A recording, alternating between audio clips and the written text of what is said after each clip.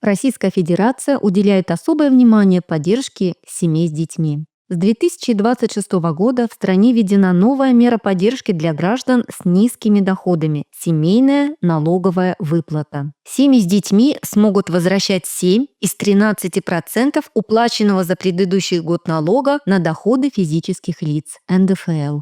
Получить выплату могут работающие родители, усыновители, опекуны-попечители, имеющие 2 и более детей, при условии, что с их доходов от трудовой, предпринимательской и профессиональной деятельности уплачен НДФЛ за предшествующий год.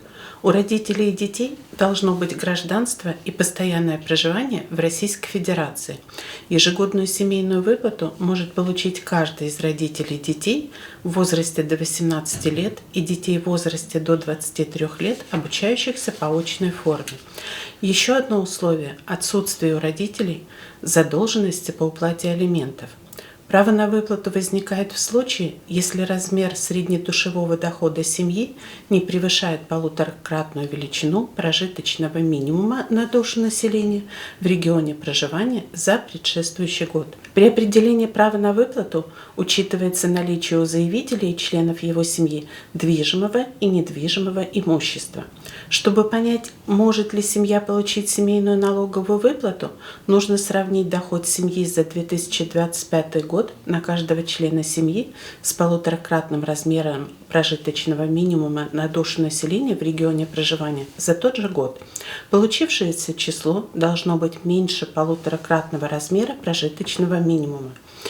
Для этого необходимо суммировать доходы всех членов семьи, перечень которых утвержден постановлением правительства России от 27 декабря 2025 года, номер 2173. Разделить их на количество членов семьи, а потом на 12 по числу месяцев.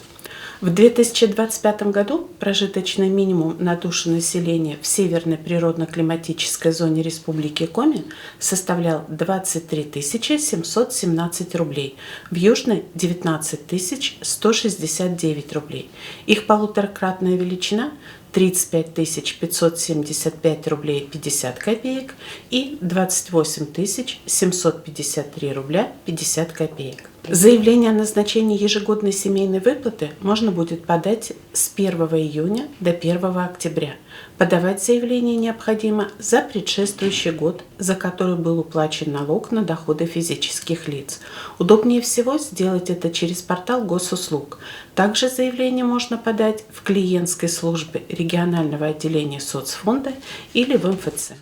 Документы, необходимые для назначения и осуществления ежегодной семейной выплаты, отделение социального фонда по Республике Коми запрашивает в рамках межведомственного электронного взаимодействия. В отдельных случаях заявителю потребуется предоставить дополнительные документы самостоятельно. При обращении в клиентскую службу отделения социального фонда России по Республике Коми в городе Инте заявителю потребуется паспорт, СНИЛС, справка об очном обучении ребенка старше 18 лет. Подробную информацию о семейной налоговой выплате можно получить по телефону 8 800 100 0001.